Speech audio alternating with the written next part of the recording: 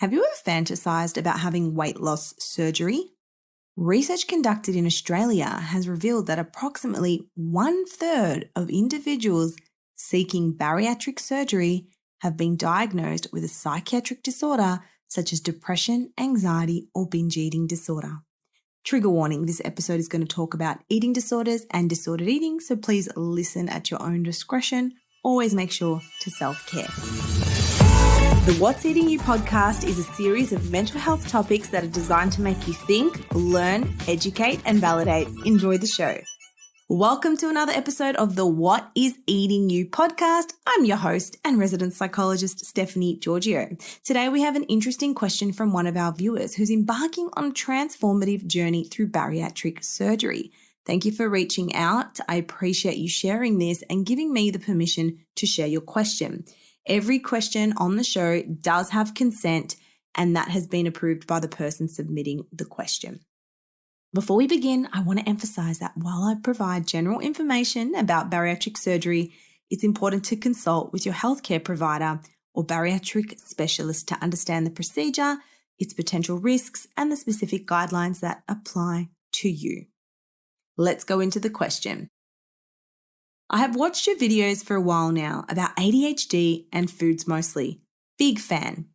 I am about to undergo bariatric surgery, and I was wondering if you're familiar with it and may be interested in sharing some content around it. Thank you. Absolutely. I feel this needs to be spoken about more. And the way I came across it was I've actually worked with people pre and post bariatric surgery. I've worked with people all over the spectrum, whether they were struggling with their weight initially, whether 6 months later of working with me, they've decided to get bariatric surgery, or whether they have undergone it and then they've come to see me after. If you're not aware, bariatric surgery, also known as weight loss surgery, is a medical procedure designed to aid in significant and sustainable weight loss for individuals who have struggled with obesity and related health issues. There are several types of bariatric surgery available, including gastric bypass, gastric sleeve, and adjustable gastric banding. Each procedure has unique characteristics and considerations, and I have another episode on this as well. The decision to undergo bariatric surgery is a significant one, and it's essential to be well informed about the process, potential benefits, and the risks. There are different types, and it's all dependent on your medical history, your lifestyle factors, and discussions about the benefits and limitations of surgery. Now, how does this fit into ADHD? Many people with ADHD will struggle with eating concerns. Some may have bulimia nervosa, and some may have binge eating disorder. Some may also have anorexia. There's a high comorbidity with eating concerns, which not many people talk about. The reason for this is that ADHD has a component of impulsivity, dopamine seeking, and food is often used as a way to manage that dopamine need. It's also used as a way to regulate your emotions. It's used as a way to distract yourself from stress or negative thoughts, because people who grow up with ADHD or undiagnosed ADHD are often told there's something wrong with you. Why can't you apply yourself? You're not good enough. So they live in this hypervigilant state of hyperarousal, and food is often used to regulate that. There could also be other reasons, comorbid trauma, but I won't go into that for now. So yes, many people with ADHD struggle with their weight. They may also struggle with binge eating. They also may struggle with bulimia, because bulimia is purging following binge eating. And this purge can often be seen as impulsive, as meeting a need, as self-punishment. It really varies. And I'm going to talk more about this in upcoming months. While bariatric surgery can be a powerful tool for weight loss, there are other stories I've shared on this podcast where it can come out the other side and be detrimental and damaging. It's really important to know that it's not a quick fix. It's not an easy way out, that's for sure. And it's not a standalone solution. it requires a commitment to a long-term lifestyle that essentially never is the same before surgery.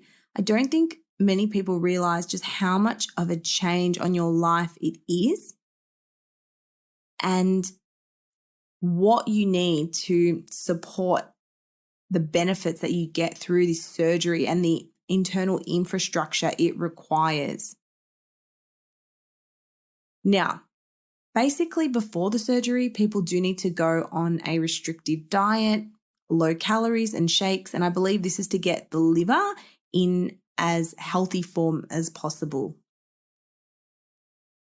When we speak about ADHD and bariatric surgery, what's important to note is any psychological condition should be managed pre and post-surgery. If your binge eating is dopaminergic, it's for dopamine, it's to meet a need of impulsivity, that, I don't like using the word addiction, but the term is called addiction transfer. And what this is 50% of people who actually undergo bariatric surgery experience a transfer addiction, which means the food is just replaced for something else to meet that need that food was meeting. So we see people go into drinking alcohol because it's easier to get down and keep down than food in some cases, or drugs, gambling, online gaming. The dopamine effect isn't just what you put in your mouth, it can also be what you consume, what you do with your hands, etc. So if you are someone who struggles with your weight and you also have ADHD, it's really important that you manage those needs that food is meeting for you. So I'm going to go into some skills and strategies that is going to help you if you binge eat, if you struggle with eating, and you may or may not have comorbid ADHD. So one is, what is the function of your binge eating behavior? What does it do for you? What do you feel when you're binge eating? For me, it used to be a relief. It used to be a release. It used to be an escape. I used to be so tired. I used to be so exhausted. I was running a business, studying full time, and I'd come home and it was just like me time. And maybe I was regulating emotions too sometimes. So what is it for you? What need is it meeting? The second thing is my ADHD properly managed? Do I need to go on medication? Because many medications for ADHD actually help with binge eating because they do suppress the appetite. Now, this can go two ways because you don't want to give someone who struggles with an eating disorder such as undereating an appetite suppressant because it can go the other way. So it's such a delicate dance. But if you have ADHD, make sure that's being appropriately medicated by a psychiatrist because a lot of the impulsivity, the consistent eating, the binge eating can be managed effectively with stimulants. Not everyone, but in the case. You're probably thinking, can you get that medication if you don't have ADHD? It's possible. A psychiatrist may prescribe you stimulant type medication for eating disorders, but it's not covered. So if you have ADHD, a portion of your medication, the cost is covered, but say you got Vyvanse or another type of stimulant and you don't have ADHD and you have an eating disorder, it's very expensive to get that medication. I recently learned that, so I thought I would share it. The second thing is making sure you're getting therapy post surgery. So important, like I said, to have the internal infrastructure to go into this. Because the people who usually come out the other end in a worse position didn't have that internal infrastructure. They didn't realize the significant changes it was going to make because once you're out of that surgery, if you're emotional and you're upset and you drive through Macca's and you buy a Big Mac, you're not going to be able to eat it in the same way. There's terms such as plugging or clogging, and that's when the food gets clogged and you can't get it out. You purge, you vomit because of the surgery and what you can keep down. And you can often feel empty or unfulfilled because food is not going to meet that need in that moment. So you have to sit with your bad feelings. You have to sit with it and you have to deal with it. Essentially, that surgery can be useful because it removes layers of coping. And when I say layers, I mean food, I mean spending, I mean going through the drive-through. And it's interesting to see that people will still do the behavior. So post-surgery, they may go through the drive-through. They may buy that McDonald's and they can't actually eat it. And they're like, what the hell am I doing? So sometimes it's good to still go through that process to realize and learn that you're not able to do it. But you have to have other strategies in place. You have to grieve the old person you were, because a lot of people have reported to me that even though they lose weight through bariatric surgery, even though they're not eating anymore, they still have the quote unquote fat mindset, or their eyes are bigger than their stomach, or they look in the mirror and even though they've lost 30 kilos, they still see that fat girl from high school. So you have to do the internal work as well, because the reason people struggle so much when it comes to weight loss or a body journey is that the weight comes off, but the mind hasn't caught up as fast.